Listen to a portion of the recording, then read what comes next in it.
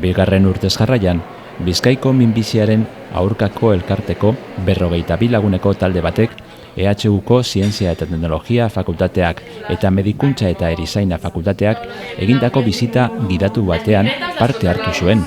Gaixotasun horiekin aurrerapen zientifikoak hurbiltzeko asmoz. Topaketak Zientzia eta Teknologia fakultateko areto nagusian unibertsitateko paziente, zenide eta 50 ikertzaile bildu zituen.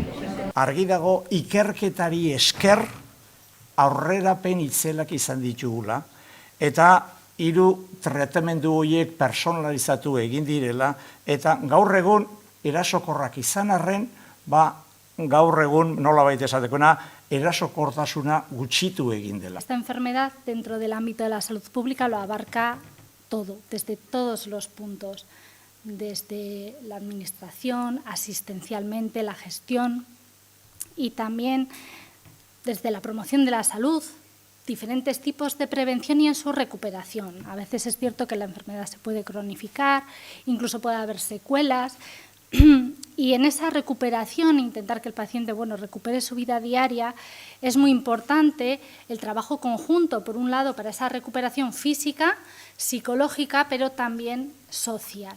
Y es la labor que hacen las asociaciones de pacientes y familiares uniéndose, y con este tipo de eventos podemos unirnos también los profesionales en salud y los investigadores.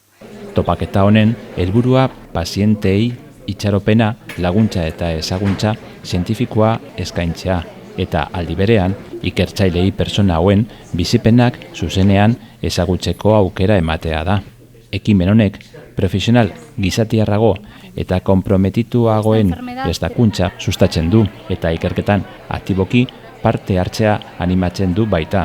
Parte hartzaileen eta ikertzaileen arteko elkartrukea ahalbidetu zuen biziketa gozari baten ondoren. Parte hartzaileek EHUko 9 ikerketa taldearen laborategiak bizitatu zituzten. Jardunaldia amaitzeko Maria Goiri Bioteknologia Zentroa bizitatu zuten.